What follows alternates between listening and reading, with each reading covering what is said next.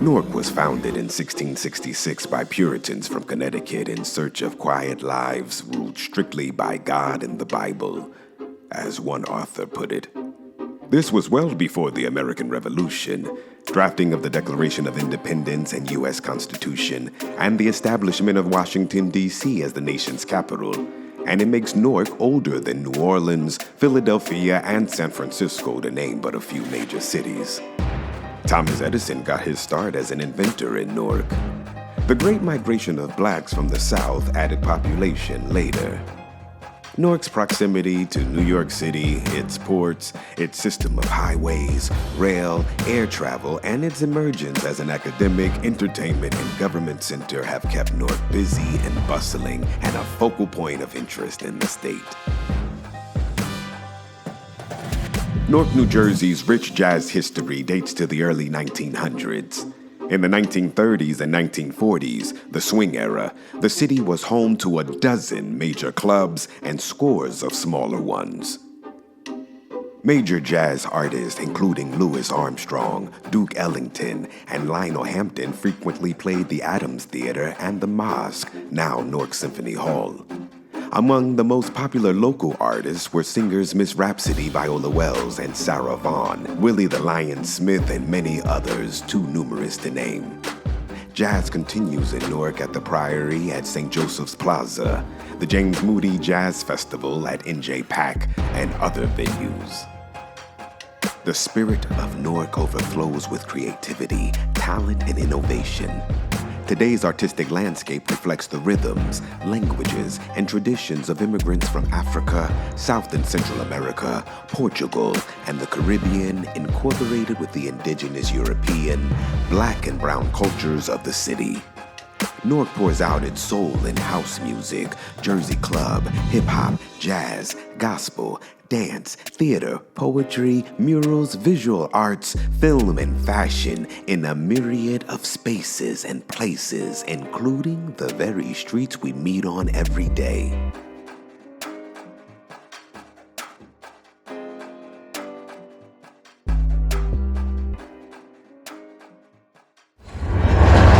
Aren't you tired of our sons being Emmett Tilled and dragged through the field? Aren't you tired of our sons being gunned down in their very own town like Mike Brown? And it seems like we keep on marching. Same situation like Trayvon Martin. And y'all cooking up the same BS with Tamir Rice. Cooking up the same mess. But the seasoning will never be Sandra Bland. What happened to Sandra Bland? Y'all better wake up in America. We wake up in America. For all we really awake in America.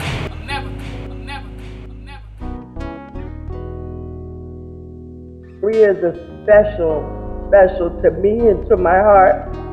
And excuse me if I have those moments, because now it's bringing back memories. Being born and raised in Newark, it's a wonderful thing. About 15 or 16, I was told that I would never be able to have children. And so Bria was my first and only, but my husband's seventh child. So 7 was a magic number. So Bria was raised as an only child. I'm on Martin Luther King Boulevard right now, walking High Street. It's March 4th, I believe. And I was looking around all this vacant land and all these abandoned buildings, and I see how so many people out here that's homeless ain't got nothing. But you know what? If I had the money, the power to build some things, reconstruct my city, I probably would do it. Not even probably, I know I would do it.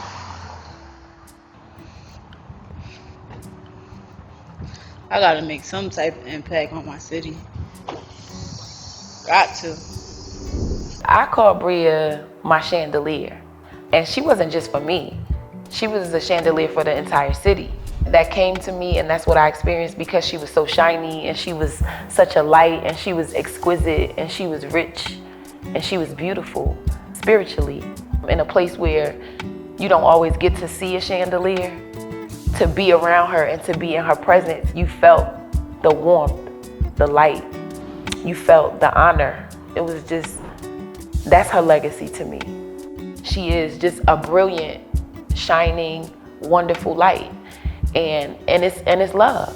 See, when I was a little girl, the only thing I did was play jump rope. But now little girls, they want to be jumps and they hang themselves with a rope. You know, they think it's dope. Dope as in cool to be a fool and drop out of school. They leaping like frogs, and I'm not talking about learning tools. Bria knew how to sing as early as maybe 2 or 3. So she would perform. She would stand on the chair and hold a brush in her hand and perform and stretch out her arms like she was on stage. And when she was finished, we would applaud her. When my mother passed away, when my mother transitioned, Bria started wearing my mother's clothes. So her style was vintage. She was older than me in spirit.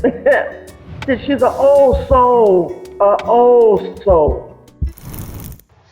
I woke up one morning feeling incomplete. By the time I finished brushing my teeth, I snatched the shackles off my hands and I snatched them off my feet.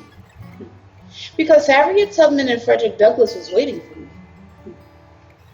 I already know sky's the limit, so therefore my accomplishments are limitless. But just because you have 5 senses doesn't mean you can't be senseless. I taste it, I hear it, I feel this, I touch it, I know everything about it, so therefore why waste it? I must rise above it. I was trained to get on the freedom train. Fear not. Whom shall I fear? Near person here. So I make sure I'll never be a passenger on the freight train. I'm freer than you'll ever be. On August 14th, 2016, Bria Nicole Aldrich Knight, affectionately known as Blkbrry Molassez, returned to the Creator. She was the founder of the Breathing Poets Society and a hairstylist. With her passing, Newark lost one of its most beloved poets and champions of the arts. She was only 29 years old. Fading. Fading in and out dry realities, rarely realizing the wet of dreams. Sifting to hold truth and straight talk from what seems to be.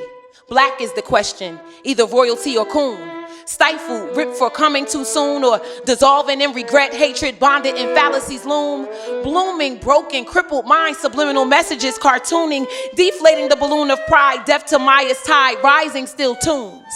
Exhuming bodies never to doom, born to float like butterflies through monsoons, hurricanes that halt moons, afternoon, repeated days of pain, raining, no night, be immune, for joy comes. Fate.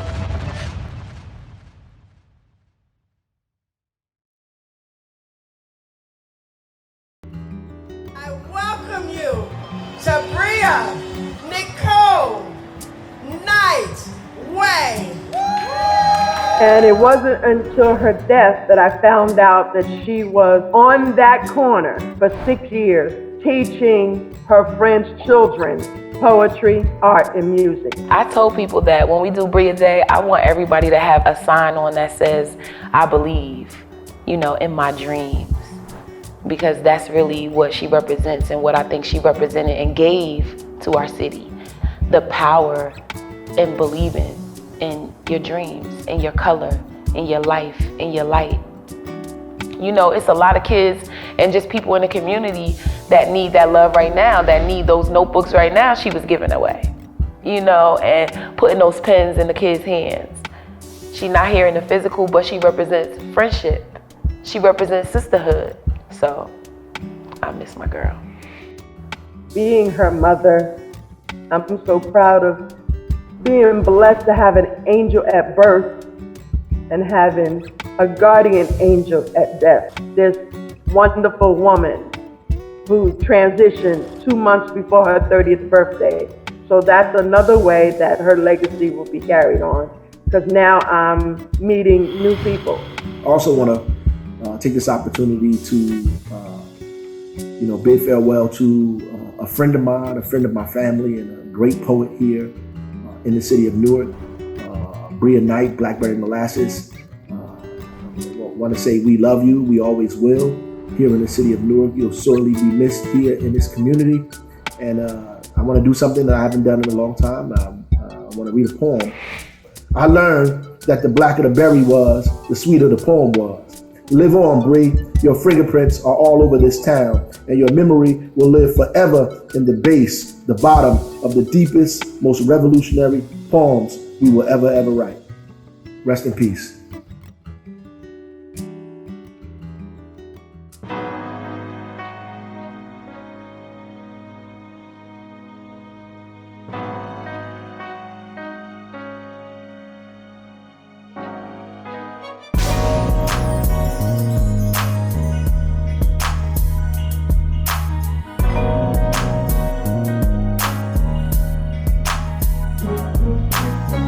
Art is the embodiment of the unknown coming into something that is now being the art of living, the art of dying, and the art of being.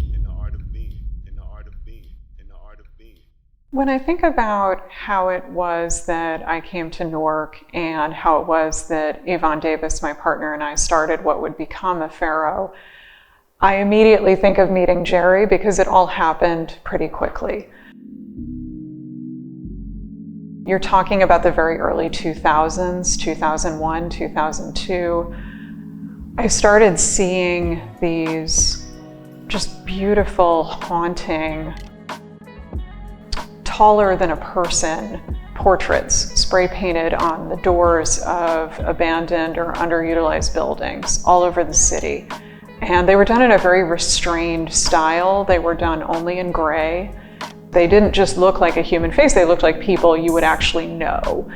And I loved them, and they just were appearing all over the place. Around that same time, my partner and I moved into the 4th floor of 115 East Kinney Street. As it turned out, Jerry was living on the 3rd floor.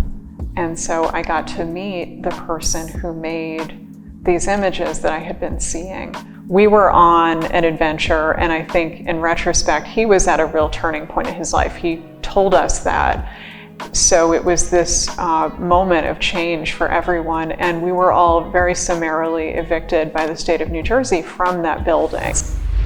A long time, as being a quote unquote artist, we think that we gotta be driven by all these stimuli, and I gotta be at the parties, I have to be at the happenings, I have to be, on this list, I have to be speaking here, I have to be, and no, being alone, alone, but not lonely, because my daughter believes that her father is this big, lonely guy, and she have no idea that alone is where you become a part of who and what you are. Hassan Love, the local Jersey designer, was making some things for the store, and he said, I really need to connect you with my man Jerry Gant. He gets Jerry on the phone, we chit chat, we make an appointment for him to come up to the store. And he kind of came bopping in, parts shaved into his head like designs, and I'm thinking, how appropriately inappropriate. Because I know he's not a kid, and neither am I.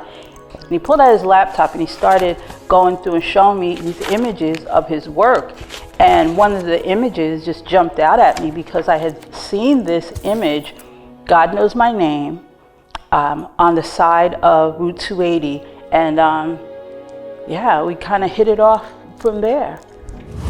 Jerry had a loft below our loft on Kinney Street, and I was sitting in the sort of half done kitchen one morning drinking my coffee, and I hear this guy's voice, like loud and kind of angry, and then I was like, oh, it sounds like somebody fighting with their girlfriend, and then I realized it's like becoming rhythmic, it's taking on a form, and then I'm like, that's poetry. That is somebody workshopping a poem. And this is my first experience with Jerry Gant, was as this sort of faceless, disembodied voice that was just passionately trying to get at something. Once he started working with Linda, and they had this great complementary skill sets, right? She was able to kind of pick up in areas where sort of the professionalism of administrative stuff, talent-wise, I hope that he sort of enjoyed the ride, a sort of walking monument in his life within that community, in my opinion. See, I love coming into places where I don't know anyone, and I get so tired of always being on best behavior in places where I don't know anyone. Does anybody have that feeling? By talking about the most idiosyncratic and intimate and kind of personal aspects of his experience as an artist, it was completely universal. Every kid in that room felt like he knew exactly what they were going through as a young artist. It was absolutely electrifying. Everyone felt like he was seeing them. I've never seen anything like it.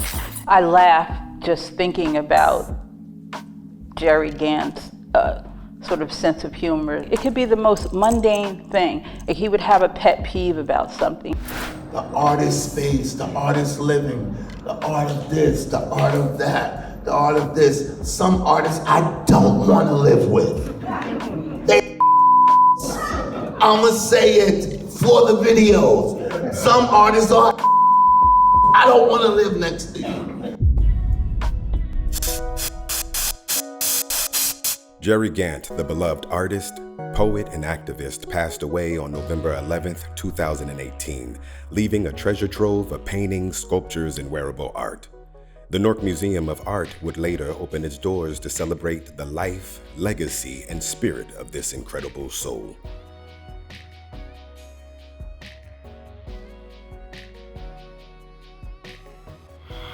The thing that I always felt around Jerry was like a kindness and just like love. He was just full of love and connecting and kindness and humor, and I don't want to cry on camera like thinking about it, but I loved him very much.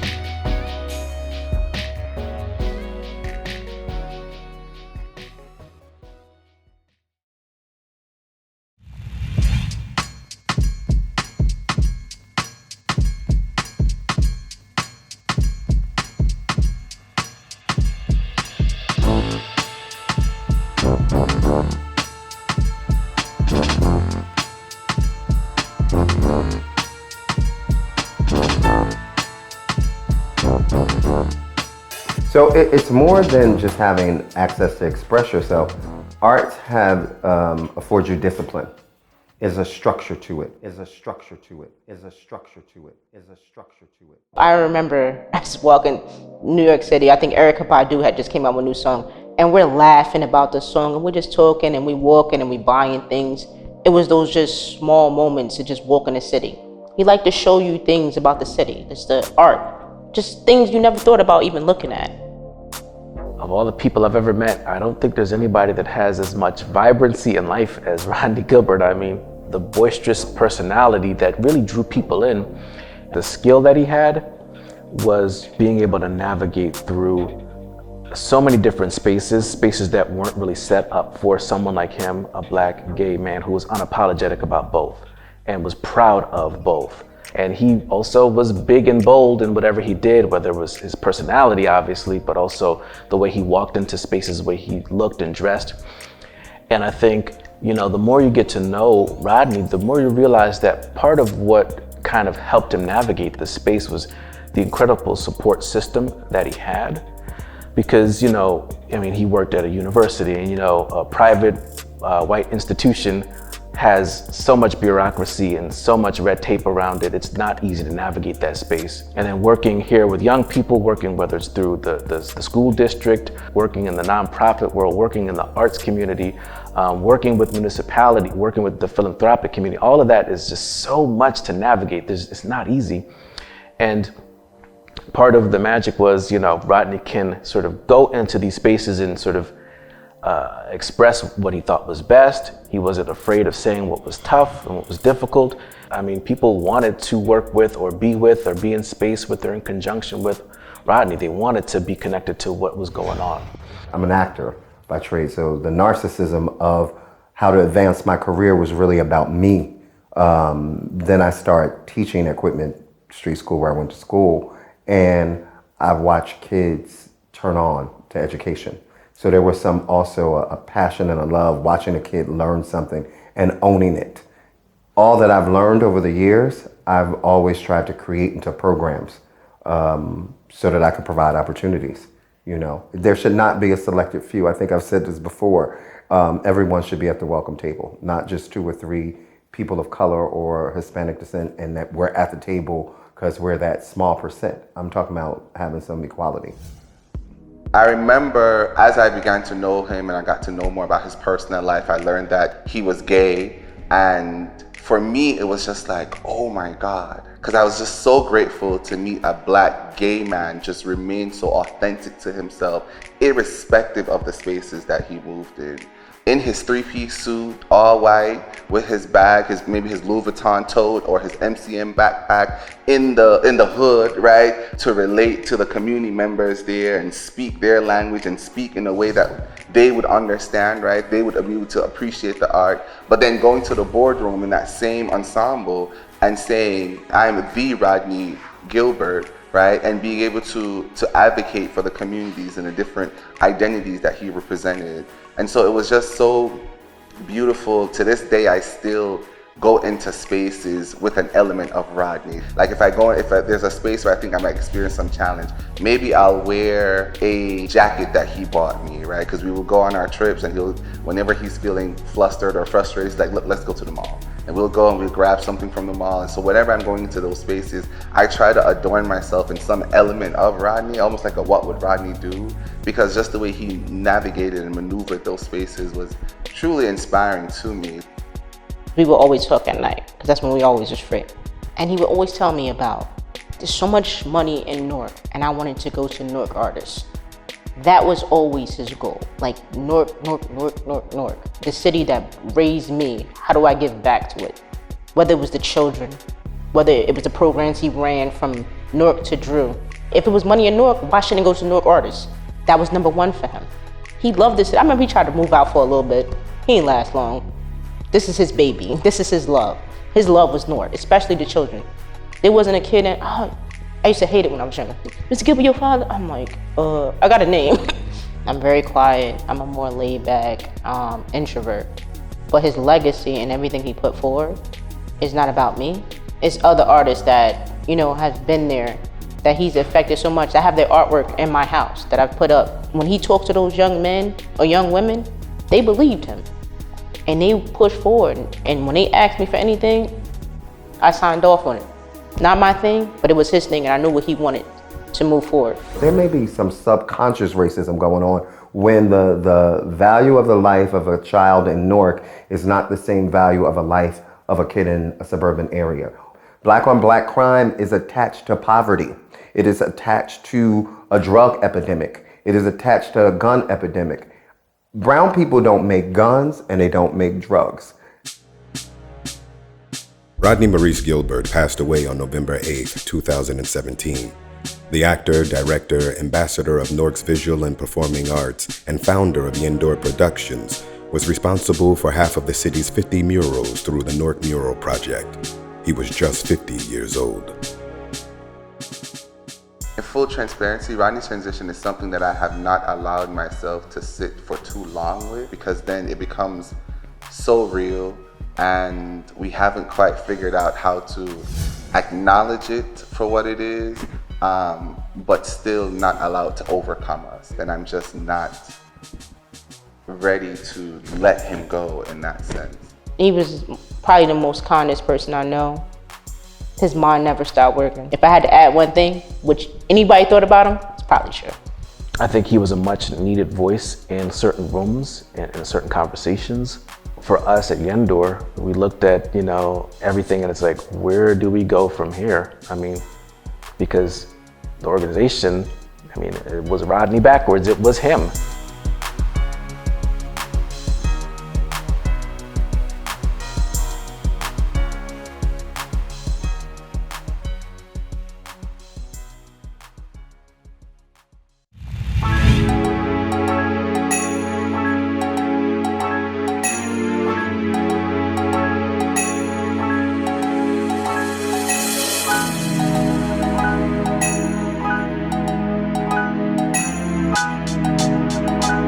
I create art in a variety of different mediums. I believe that aesthetically it is sometimes social commentary, but also it is a fusion of African American vernacular art and abstract expression. I work in anything from found objects to oil colors, pastels, pencil, but I think what I really like doing is creating work in the form of installations. Russell used to say that nobody else could do you. They could copy your work, but they could never be you. They could never do you. And Russell was those people who knew Russell. He was very much an individual. He was a character.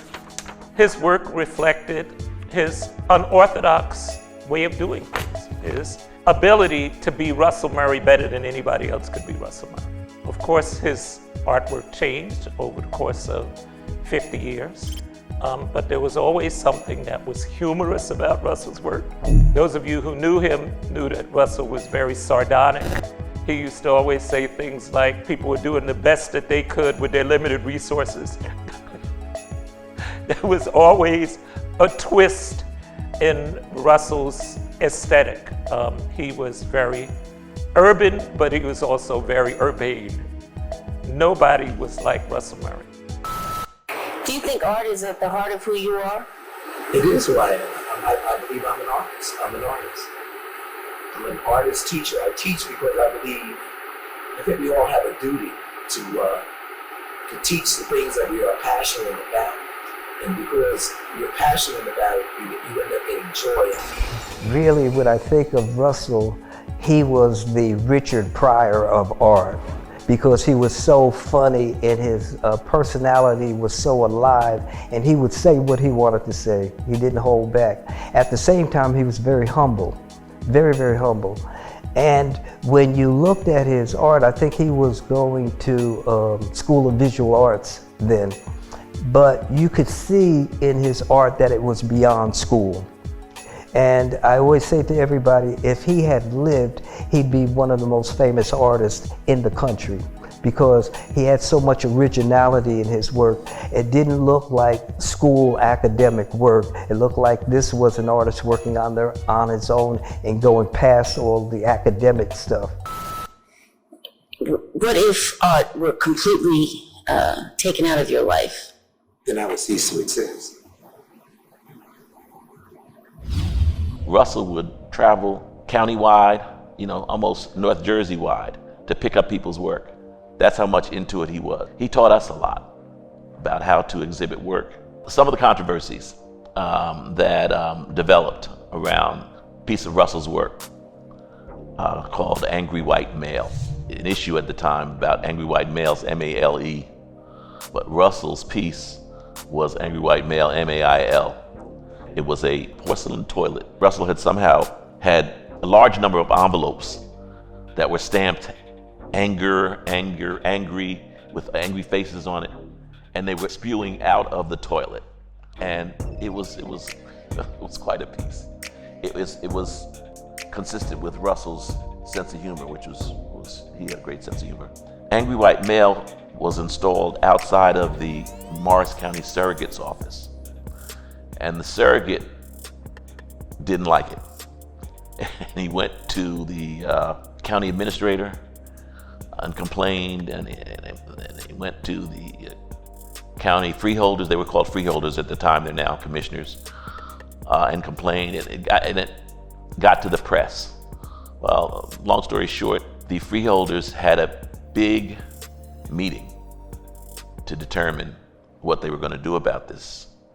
To our surprise, they voted unanimously to keep it where it was, that it was art. It was a big story in the papers for a while, generated by Russell Murray. One year, we were both juniors. It was the end of the year. We hadn't been to class very much, and we needed to make a statement. We really needed to have the best work that was in the class. We usually did. And I was working on a self-portrait, and Russell was in Vivian Brown's class, another art icon, the great Vivian Brown. And Vivian wanted to raise the race. Russell did not conform to very much of that at all, but she was sort of a mother to both of us when I went to Rutgers. And we were both working on these self-portraits. And one day I came home and he had painted over the top of mine and painted one of his over it. It's the best painting it was one of the best paintings Russell ever did. And I said, Russell, how could you paint over the top of my picture? He said, mine was better. And it was. It was better. You know, of course, I couldn't do anything about it after he had painted his picture over the top of it. But, you know, that was the kind of person that Russell was. Russell Mary at Barringer High School. Like my mom supported my every art whim. He advised me, he supported me. I'll never forget, I used to do dyeing. And I was dyeing in my kitchen pots, and he came over, he said, oh, no. The next day, he came back with a little portable washing machine with the bringer. He said, this is what you dye in. And it was like that until the end of his days here. Russell Aldo Murray passed away in his sleep on September 3rd, 2009. Many artists attribute their careers to this amazing teacher, artist, human being, whose credo was paint every day, no matter what, or perish. Russell, it was a great loss in the sense that he was really one of our pushers in the circle, always going on to other things and always said, let's do this, let's do that. And when you thought something couldn't be done, he would just come back at you. Of course we can do this and we can do that. So it's a loss, but imagine if we never had him in our lives. So again, the blessing. People don't know, maybe don't know. Russell was a great cook. And whenever we meet at Russell's, he would throw down. And he was a man of many talents. We lost a lot.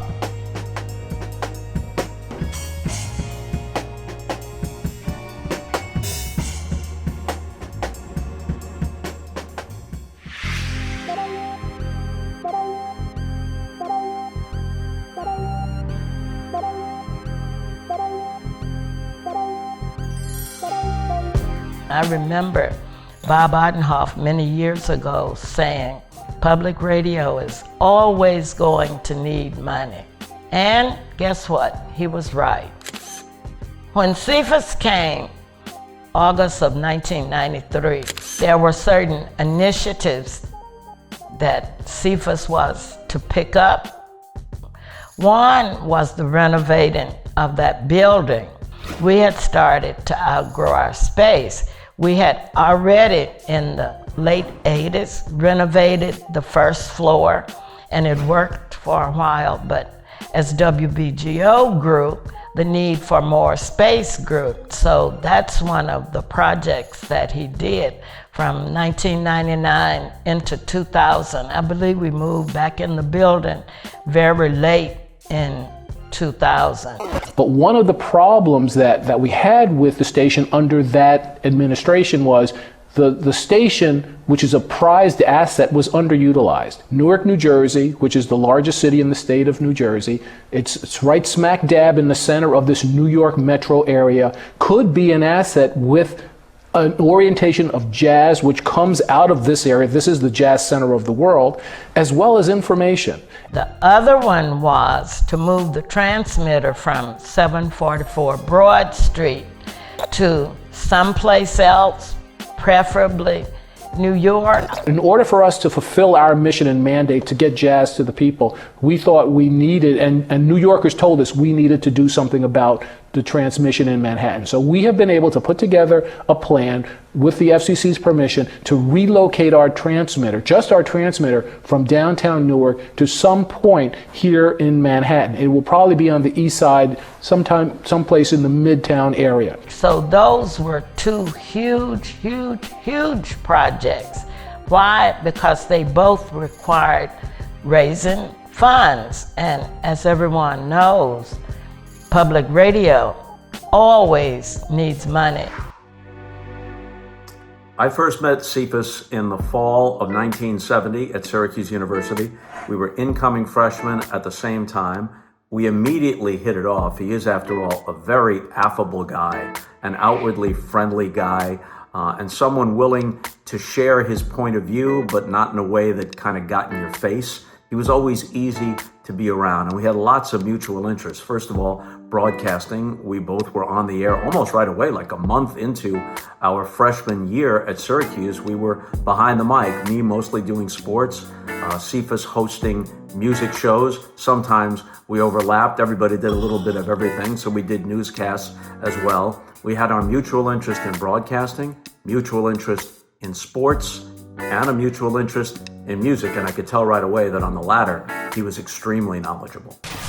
When I was young, I used to listen to WLIB and WRVR, WKCR, WBGO, WBLS when Frankie Crocker was there, was doing jazz to 360 degrees of sound. So there were many places you could hear jazz. But go forward to 2009, and the only place you can really hear jazz on a full-time basis is WBGO. Cephas was, not incidentally, a very good broadcaster. If you ever saw or heard him being interviewed, man, he could get his point across, and he could get the gospel of jazz and the gospel of WBGO across. He could make even those who were new to the subject feel like, hey, this is something interesting. This is something worthwhile. He was simultaneously genial, but also assertive. You know, if he had wanted to be, if he just wanted to be a big star behind the microphone, he could have been that. Hi, this is Cephas Bowles. I'm the President and Chief Executive Officer of WBGO in Newark, New Jersey. But in addition to that quality, he also had the political savvy necessary. And so it wasn't just, okay, let's make WBGO a good station in terms of the quality of what goes out there. Let's take it as broad as we possibly can. Let's take it streaming into the 21st century. So now WBGO is heard literally around the world. And let's have a tower in New York City to expand the reach so that it truly is a jazz station for the metro area. That combination of qualities, pretty hard to beat, and it's what made WBGO so successful and made Cephas so successful as the guy who ran the place. WBGO operates on a $5 million a year budget. It's the largest jazz formatted station in the United States. It's also one of the largest public radio stations in the United States. We take great pride in that, and we take special pride in the fact that listeners can hear the station today not only via broadcast at 88.3, but they can also listen to it online. When Cephas came to WBGO, we had the need to do better with our financial situations. So he did a tremendous job with getting our finances in order. Cephas had an impressive combination of qualities. He was obviously keenly intelligent, but he was also a people person. He had emotional intelligence. He read people well. He was friendly. He was accessible. He was as dedicated to the task, in this case, the quality and the future of WBGO, as he expected anybody who worked for and with him to be. And when the guy at the top displays those qualities, when he works every bit as hard or harder than he expects you to work, well, then you can't help but be inspired by that, and you can't help but follow his example. Cephas Bowles, former CEO and president of WBGO Jazz-88, passed away on February 21st, 2015. During his illustrious career, which spanned 40-plus years, he represented Newark and jazz to the fullest, leaving an indelible imprint on the music industry and the world. Something else, though, about Cephas, and he and I go way back. He proved, and it's always a great thing when someone is able to combine these aspects of their personality, he proved you could command respect, you could command admiration, but also be deserving of affection and even devotion. Why? Because he was a damn nice guy, and I'm damned happy that I knew him.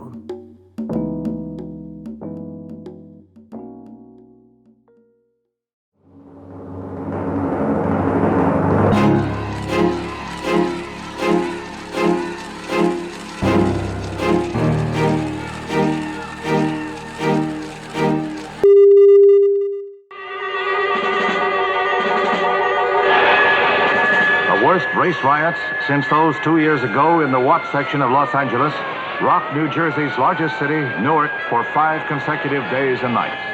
At least 24 persons are killed, more than 1,800 wounded, some 1,400 arrested. This horrible incident that the city was going through by removing the law enforcement troops, particularly the National Guard and the state police, who now, in my view, in our view, Tom Hayden particularly and myself, were responsible for most of the violence that was occurring. Bob Curvin and I came into each other's life the first day I got to Newark. I was coming to be a part of a group called the Newark Community Union Project, which was an SDS affiliated group, Students for Democratic Society group.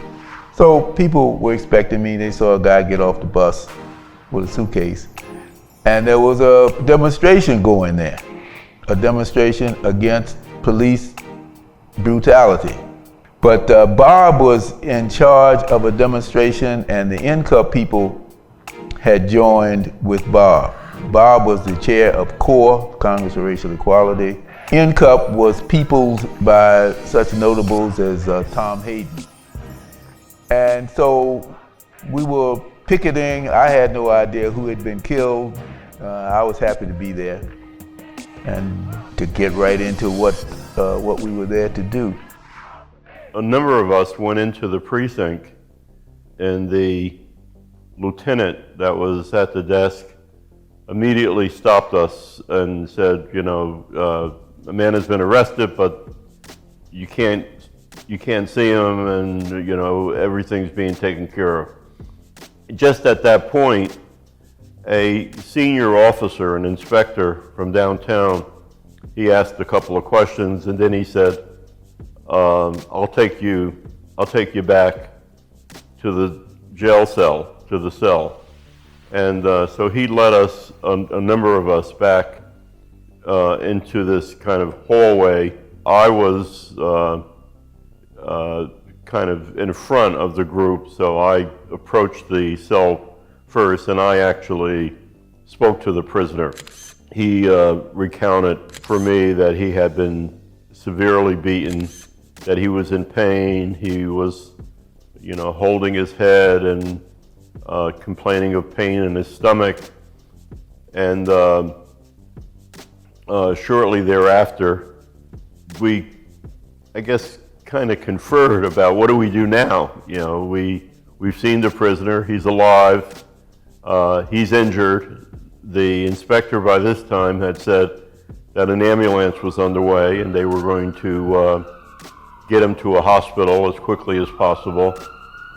And so the question was, what do we do about this crowd that had assembled outside of the precinct? And there were several suggestions, particularly from the police officers, that somebody go out and tell them that the prisoner is okay, that he's being taken care of.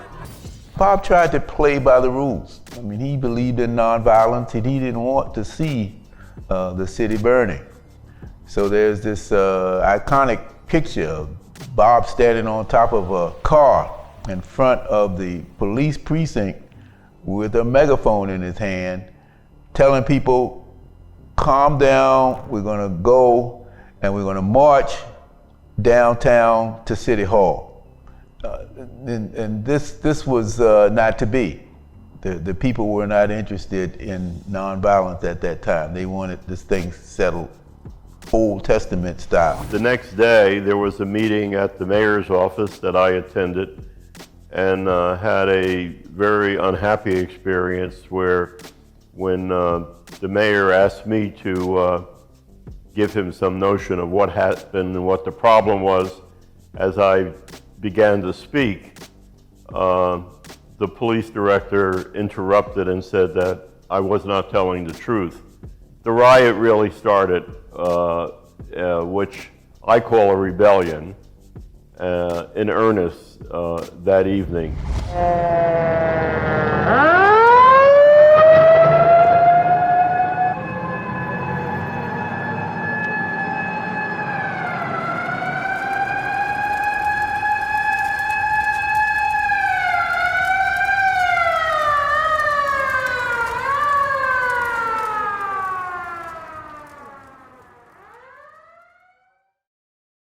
So when I knew that I had gotten the job as the new boss at NJPAG, a friend of mine worked at the RAND Corporation.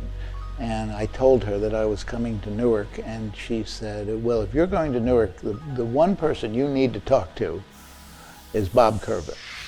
And I said, who's Bob Curvin? And she said, oh, wait till you meet him.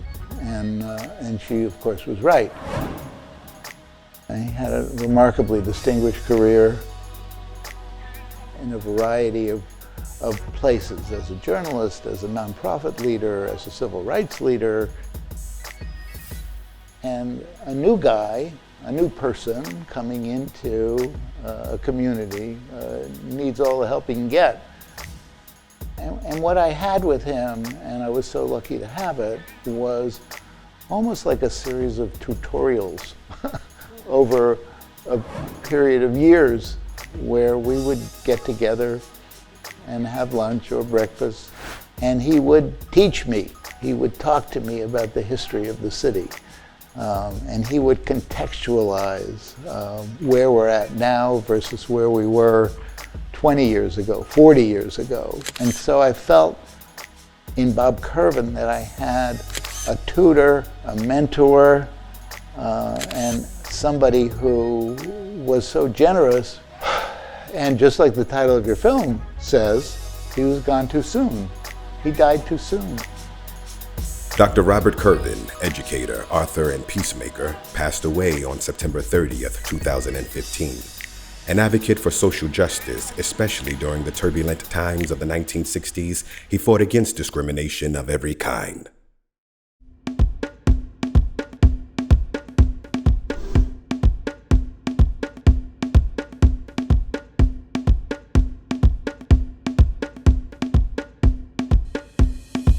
You know, in Africa, our grandfathers or our great-grandfathers told us their story. It wasn't written.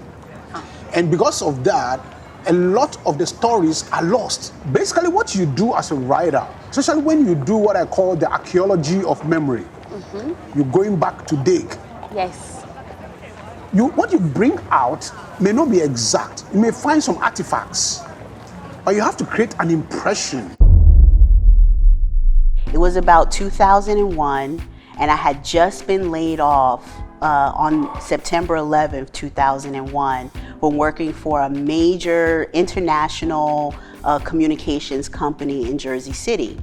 So I had the grand idea, I need a mentor, but who do I know that's an entrepreneur? I don't know anybody that's an entrepreneur. And then fortunately I had the idea, came to mind, James and Kabu, they're entrepreneurs. They've been doing entrepreneurship for several years by 2001.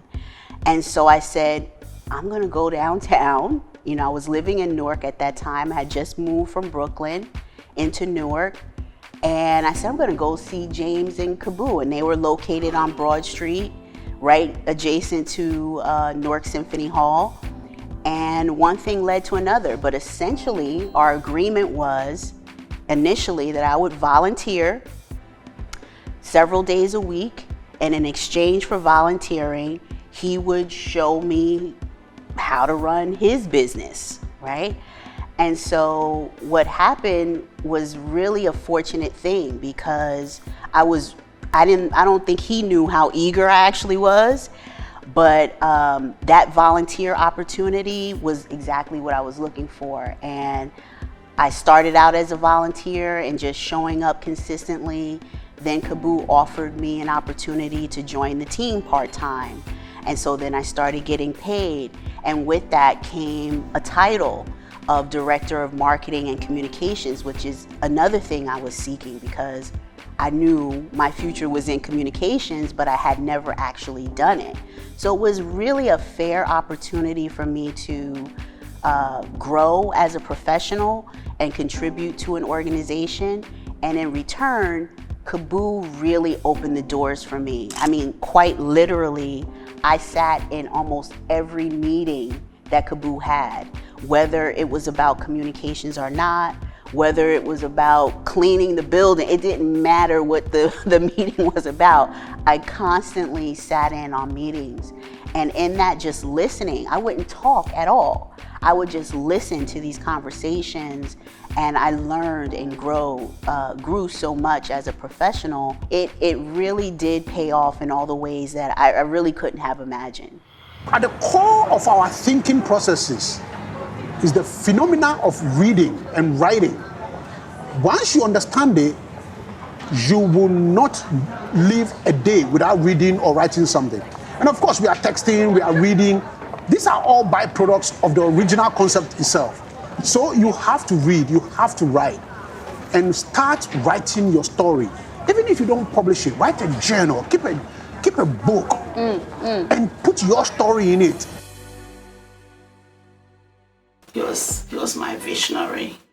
He would stand outside and look objectively at things, you know. And I miss that. He was my friend, my best friend, and my children's, father. Sometimes I want his wise head. I wish that I could ask him questions. Because whatever he did, he dug deep. He didn't skim the surface. There are people who are just superficial. He wasn't like that. Whatever it was, he was deep. Thinker, he wanted you to bring the best of yourself all the time to contribute. So that's affected me personally. I don't have that zest like he did. He had a zeal for life. So I miss that very much, and our children do. The community, I think he mentored a lot of people. You are one of them, So that's continuing. I don't think that a lot of people remember him. Even when I walk down the shops, they'll say, "Oh, Dr. Kabu's wife." How you doing? And look what we are doing. They still remember him. So I think the community here so cherishes his influence and his memory. I think he would have done more things. His vision of uniting Africa was always there, and also literacy was his big thing about literacy among African communities and in Ghana and here was a big thing for him. So I think that's a big loss. Kabu was a true visionary. When he had that vision, he went full speed ahead. And I'll use the example, he had a vision of making the theater company global, which is hence the globe as the logo, African Globe Theater Company. And he said, Vesta, we're gonna take the company to Australia. I'm like, Kabu, how are you gonna do that? And what's the venue? So in Canberra, which is where his wife lived and it became his home, annually they had the Canberra Arts Festival. They never had anyone from the United States to participate before. And here Kabu, part-time resident, comes over there, he meets the correct people because it's a government entity that runs this annual festival. And the next thing you know, they're putting the theater company on their lineup. And he eventually did dual citizenship. He was a citizen of Ghana, he was a citizen of the US, and then he got his citizenship in Australia. You talk about global, just starting with that globe. And I have, some of our t-shirts, that globe, he did it. He did it. Kabu Okai-Davies, who passed away on February 17, 2017, founded African Globe Theater Works in Newark in 1992, where he wrote and produced many plays. His company helped launch the careers of many in theater and media arts.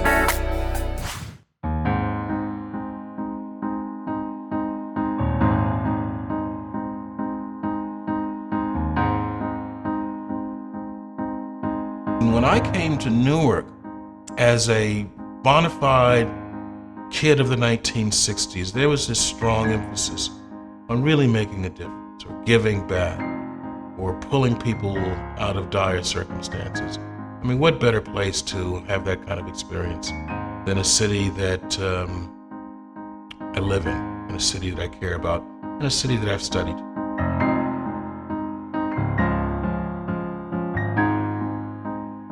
I first met Clement when he spoke at the annual meeting of the Newark Museum. I had been newly hired in charge of public relations, and this very much of a gentleman came to speak in the old lecture room, and as we all know, immediately his warmth just filled every corner of the room. You felt embraced. In one instance, when we were at Chautauqua, 3,000 people, I could never take my eyes off him. That's probably because I was in love with him, but I also wanted to learn from him. And no matter whether he had spoken on a topic before, there was always some new nugget of inspiration, something that he had come to in his own research and studying, which of course he did 24/7. Studying Newark, we Americans, whether we're black or ethnic white, whether we're of long standing in the American Republic, or whether we're first or second generation immigrant, in studying Newark and coming to know Newark, coming to feel Newark, we come to know a lot about our civilization. So what brought me to Rutgers Newark is Sherry Ann Butterfield and Clement Price. And that was a pretty amazing duo. Clement, I had known for years and years, and he called me and said, you and Steve, we were at Syracuse at the time. I had been 10 years as chancellor at Syracuse, and we were leaving. And he said, Nancy, this is the best place for you. It is the intersection of where you can run an anchor institution that is genuinely of the city, and where you can have the impact on social mobility and diversity. In subsequent years, I was with him when he gave that tour, the famous Clement Price tour of Newark, to other people, and I always kind of chuckled to myself, remembering what it was like to be on that tour myself. This is not only old American ground, but old American sacred ground because of Oheb Shalom, one of the early Jewish congregations in Newark. The Jews of this congregation worshiped in that building until the 1930s, and the building was sold to a black Christian congregation, Metropolitan Baptist Church. It is a symbol of how long Newark's history has been intertwined with people of different faiths. So when I think about Clem's legacy is a few things. It's not one thing that I could point to. Clem was very clear about educating people about the power of Newark. When I got here, folks knew how to get to their offices from a train station or a bus or the parking lot. And Clem was really clear, you need to leave the boundaries of campus, right? You need to know who your neighbor is. You need to be respectful and grateful for your neighbor. And neighbor is not just, it's a moral concept. You know, Rabbi Joaquin Prince, right? You cannot move the needle unless everyone is at the table together. And what does it mean to be together? What does it mean to have real conversations? Because they're not always easy conversations. And it's not always easy to get people around the table, but Clem would always want you to try. And he would actually be the person to do it. You know, he had this great saying, all roads lead to Newark. Yeah. And that, to me, I repeat that phrase in my head all the time. Because what that meant for Clem was that everything was here to build upon. The future will depend on two things. One, the willingness of younger people to become urbanites. In fact, one of the important roles that Rutgers University is playing is drawing a lot of young people to Newark for academic work, for study and research, and all that can happen on a university campus. Okay, my first encounter with Dr. Clement Alexander Price. And let me just say, I had heard about Dr. Price before I actually met him. The reason why I'd heard about him, because just like people had told me about Junius Williams, and he's the person that I need to know in order to understand what the struggle was in Newark, Clement Price was someone that I needed to understand to appreciate the history of the city, and the beauty of the love that he had and the beauty that he had for his people, and that he was a historian. And so I went looking for him. But I remember that we were talking, and I was telling him what I was doing there, that I was a member of the National Organization for an American Revolution, and then I wanted to be involved with him in whatever way I could so that I could really understand and appreciate the history of the city. So when I was telling him all this, he invited me to join his iconic study group. You had to be invited to get there. And the study group was totally about Du Bois. We were studying his life. Clement had these recordings that Du Bois had done, or that someone had done of Du Bois, talking about the Niagara movement, talking about the struggle with him and Booker T. Washington. I mean, these were amazing. And so Clement was teaching us to understand how history plays a role in the decisions that we would make today. And he was acute about it in the sense that he didn't expect us to just be glib about that history, but to really understand how strategic we had to be in thinking about what building a movement meant. At Rutgers University, I'm now officially a senior member of the faculty. And I remember walking across the plaza, which is now known as the Norman Samuels Plaza. In the old days, you would walk across that plaza and you would mainly interact or cross paths with black or white students and some brown students. That old imagery has been replaced by a rich array of colors, languages, accents, dress, and I am just so absolutely fascinated with the gentle complexity, the gentle richness of Rutgers Newark. It may be one of the most international zones in New Jersey. I miss the music of our life. He filled our life with love and laughter and music. Dr. Clement Alexander Price passed away on November 5th, 2014. That year, he had been named the Newark City Historian.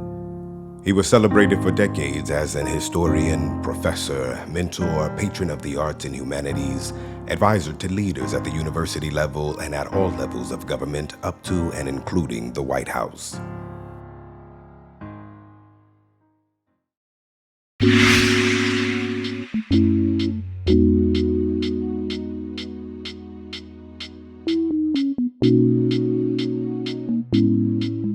Charles's legacy, it's seen right here in the library, the Charles F. Cummings, New Jersey Reference Room. A little hole in the wall in the library when Charles came, but it bloomed, it blossomed, it grew. Anybody who wanted to know anything about New Jersey and Newark, well, all they had to do was call Charles, and Charles would get you the answer. I met Charles Cummings during the bicentennial, when they celebrated 1776. We became extremely close friends, and that friendship certainly lasted up until the moment that he died. And I say moment because we were in the room with him. Anybody who knew Charles, we were all the better for it. He was born in Puerto Rico, interestingly enough. His parents were map makers, but he grew up largely in Virginia. He came from Vanderbilt University to Newark with a job in the Newark Public Library in 1963. He didn't know anything about New Jersey, and he even knew less about Newark, but he became the walking encyclopedia of Newark, Mr. Newark on his license plate. He fell in love with Newark. And of course, he came in '63, and '67, Newark changed dramatically, starting pretty much after World War II. 1967 were the Newark riots, and Newark had a lot of rebuilding to do after 1967. Nobody wanted anything to do with Newark. Nobody liked Newark, including most of the people who lived here at that time. But Charles, well, you know, to put it very simply, he went out on speaking tours, and he went to all these suburban historical societies, suburban libraries, suburban clubs. They didn't want to come to Newark, but Newark kind of fascinated them. So Charles went to them.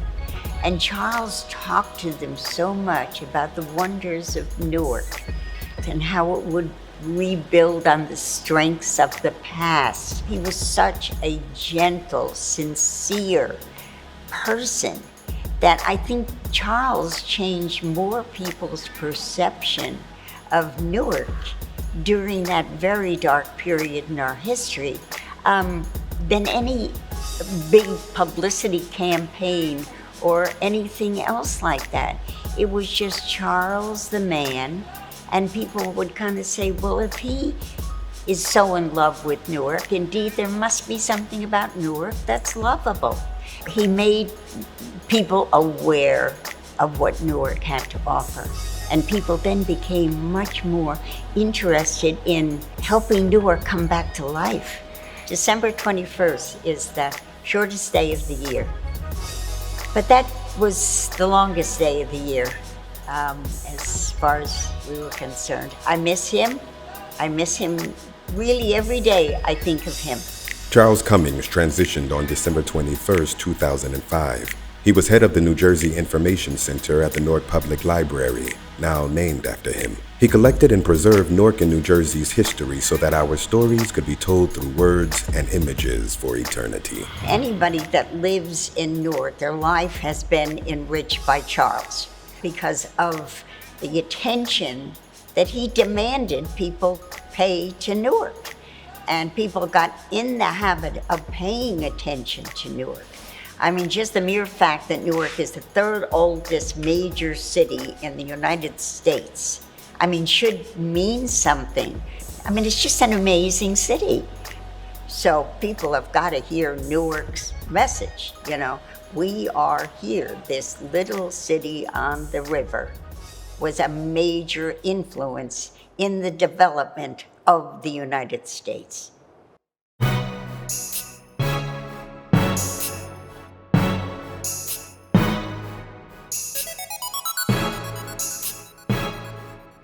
Haleem Suliman.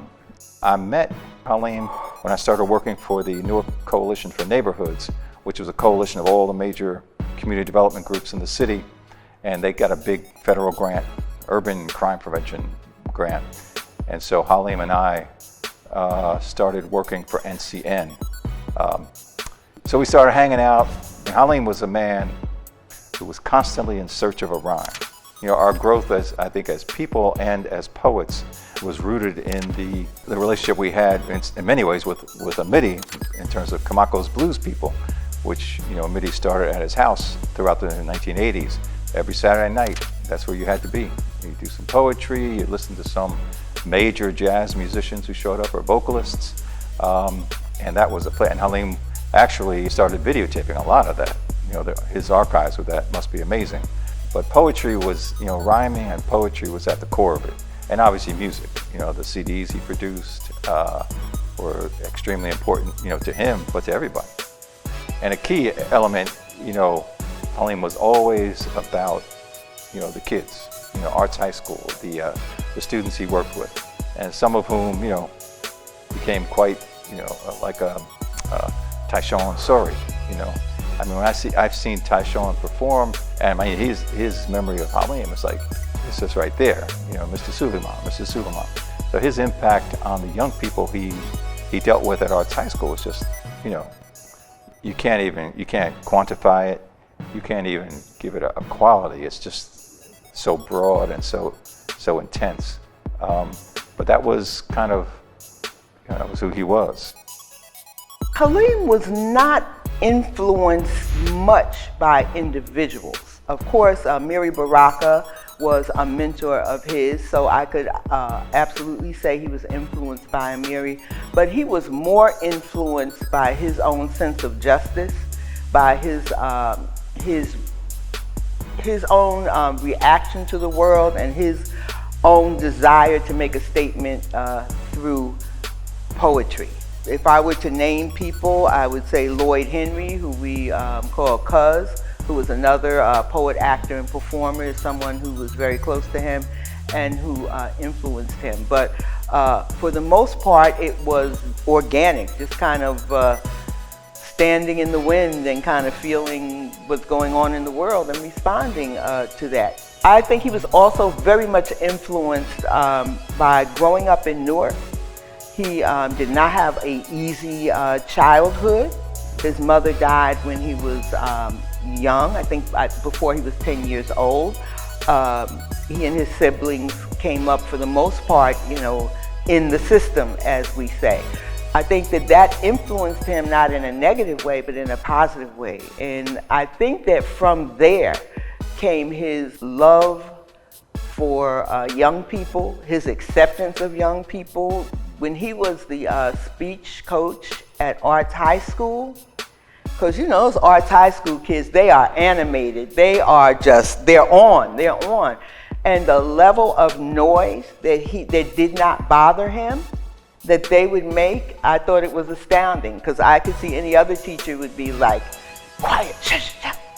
It didn't bother him. He was really created an atmosphere with the young people where they were absolutely able to be themselves. So Haleem Suleiman's legacy is embedded, first of all, in all of the students who he taught. His legacy is also embedded in the poets of today in Newark. They continued to do poetry, and they continued to do their art no matter what the trend was. And I think had they not done that, there would have been a real gap in terms of a space for emerging poets. Like, they didn't let poetry die. It's so very important that the young people know who Haleem was. My brother, Halim Ibn Kidar Suleiman, also known as Dennis Lowry, freshman year of college, he said, I'm tired of being Dennis. He said, my sister, my mama, they don't want to hear that, but I need an attribute, and I want you to give me one. And I researched, and he already liked Haleem. And I said, you are a son of blackness. And from that day forward, that's who he was. He was a word master who was also, if you go up in the city of Newark, you couldn't help at that time being a revolutionary. And he was one of those people who spoke truth to power. As a writer, he was my mentor. It was Haleem, Camaraderie, and Amiri. I called them the Three Musketeers. So I would say I work every day to keep Haleem's legacy alive. We have to teach the young people. We have to play his music, read his word. On his birthday, celebrate. It was our 50th birthday, which would have been 2001. Haleem was planning this big bash, right?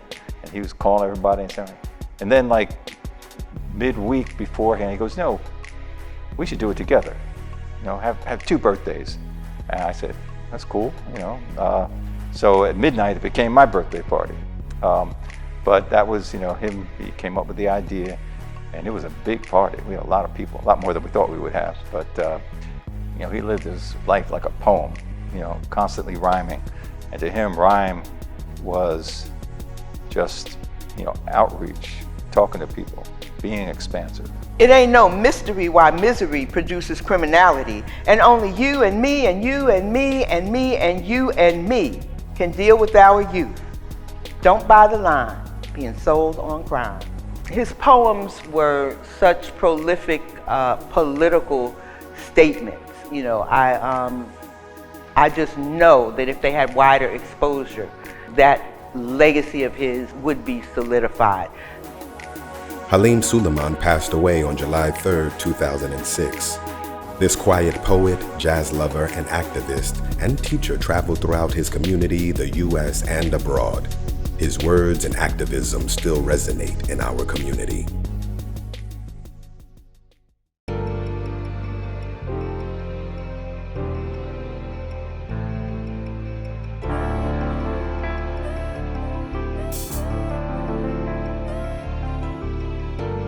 My father was well known as a poet outside of Newark. He's an internationally known poet, and folks would always ask me, do you write poetry too? Do you do that? I was like, nah, I don't write poetry, but I can rhyme, I can rap. You want me to hit a 16 bar, I can hit a 16 bar for you. But that was Raz. That part of it went through my oldest brother, Raz. I used to help my father with this thing called Kamalko's Blues People in the basement. I used to work the door. I used to work the sound. I did everything. And he used to bring these artists that I didn't know anything about. I was too young to really just understand. But now, Nina Simone, Miles Davis, and I was just there, just listening and taking it all in. We had all of the Sonia Sanchez, we had like all the best poets come in the basement, and all of that stuff, whether I knew it or not, was influencing me into what I wanted to do and how I would react to the world as a person. As a matter of fact, I used to rap. My dad put me on an album with David Murray, this place called Hungry People, and I rapped over him playing, which was crazy. So that kind of influence, you know, the jazz, the hip hop, all of that stuff came from my house, from my family, my brothers, my father, my mom, just the singing, and all of that stuff had an impact on me and my thinking and what I was doing and where I was going. It's nation time, it's nation time. Chant with bells and drums. It's nation time, it's nation time. Get up, Santa Claus, get up. Roy Wilkins, get up. Dinah Ross, get up. Jimmy Brown, it's nation time. Build it, get up. Muffet Dragger, get up. Rastas for real. Become Rastafari. Last Jeweler, get up, nigga. Get up, nigga. Come over here, nigga. Take a bow, nigga. It's nation time. Here in Jersey, I knew some people and I started hanging around and playing different clubs. I wound up in a situation with a saxophone player, really great musician, Rockman Herbie Morgan. And he played with Larry Young, who's a well-known jazz artist. A lot of people know him. He played organ. Well, Herbie was in the Blue Ark, and that was Amiri's band. Blue Ark would play music when Amiri and Amina would give poetry, or sometimes Amina would sing the lyrics to the songs that were being played. So from 1984, right up to Amiri's death in 2014, I was working with him sometimes like on a weekly basis. Some people think of Amiri as, well, you know, he's a homegrown guy, he's Newark, he writes poetry and things like this. But actually, he was very much appreciated overseas, because in the United States, sometimes we don't realize how we're viewed by people who are in foreign countries or overseas in different countries. When we went to Italy, he was like when the Beatles came here to the United States. I mean, people are like just, you know, they were going nuts. I mean, here's Amiri Baraka and Amiri Baraka. There is no division between art and life, or politics and life, you know. It's a particular way of defining things at a particular time. We believe that the development of black people depends on their first unifying. And it also depends on them being able to create political structures, you know, actual structures to transform their potential. How do we maintain and uphold the legacy of the great Amiri Baraka? That's a 12-hour documentary, but I'll try to give you the short version. First, I want everybody to appreciate that Amiri's legacy was broad, right? It has been easy for folks who do not want to deal with his revolutionary political legacy of him being just an artist. Then on the other side, there's the other side of the ledger, the folks who want to deal with his revolutionary legacy try to do that in a very dismissive way and do not give him the credit that he deserves. As an author, he was absolutely prolific. He was one of the most prolific authors of his time, right? He was an original thinker, not just as an artist, but as an artist and as a theoretician in terms of how we engaged in this whole thing called struggle, okay? He was an original thinker. He was a master teacher, right? And that's huge in our culture as African people. He was a master teacher. You know, no matter where you were in your own development, he knew how to sit down and find a way to connect with you so that you got what he needed you to get from him in any given moment. He was a master teacher, right? And then he was an organizer. This is Newark, New Jersey. We lived in a town and at a time when we lived under gangster urban apartheid, but under the leadership of the Imamu, the organizing of black men and women around who we are as African people. People all over the world were looking at the black man and woman in the United States for what we were doing in this country, and one of the first places they looked was Newark, New Jersey, because of the Imamu, the leader that was Amiri Baraka. And we need not bite our tongue or apologize about that to anybody who gets uncomfortable with that. Because when you're trying to get rid of this thing called racism and white supremacy, somebody's going to necessarily be made to feel uncomfortable. All due respect. Why people are surprised at the kind of selflessness of the new nationalists is that this is like a legitimate, we think this is a legitimate approach to life, to see something actually created, you know, rather than the creation of yet another little ego, you know, yet another little ego. So people will find that we're very sincere in saying that we believe in collective work. You know, we believe that it is the community which is of value. My father had dreams of changing this city and had ideas of, you know, to make sure that we benefit from every kind of development, anything that happened. And he wanted, you know, the power to be in the hands of people, that his dream came true. And that it was a black man that actually put the first black mayor in office. All the famous people he brought into the city to make sure that Ken Gibson got elected. They even said, you know, Muhammad Ali came here, Stevie Wonder came here, all these people came here at a time where it wasn't popular for black people to even walk past Bloomfield Avenue. That's important, because if it wasn't for that, we wouldn't be here.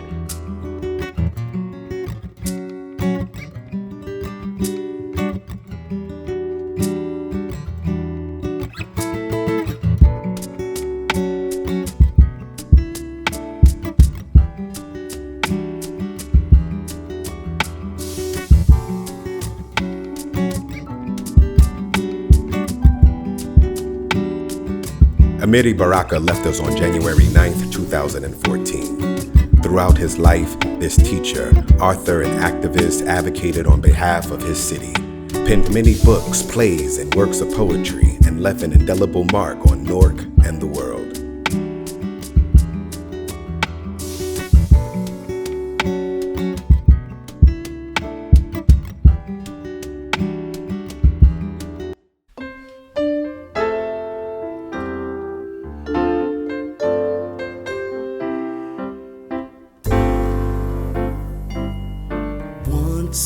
Once in a lifetime, when luck has passed you by, maybe time stands still. Suddenly love comes shining through. So once in my lifetime, I want a chance to try. Baby, one more chance at loving you. It's you, warm in the morning, you in the sunlight, you when the night falls and the stars are singing. Hey, maybe a lifetime can start all over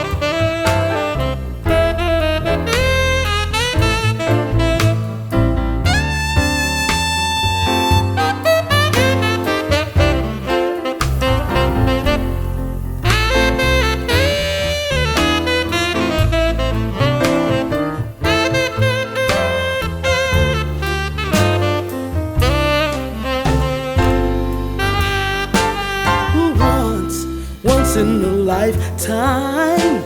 When luck has passed you by, maybe time stands still.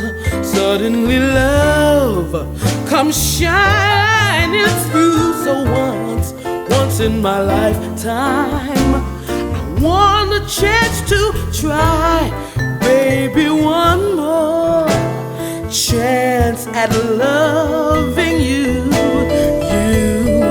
Oh, it's you, warm in the morning, you in the sunlight, you when the night falls and the stars are singing. Hey, maybe a lifetime can start all over again. One more life is what I want with you. One more life is what I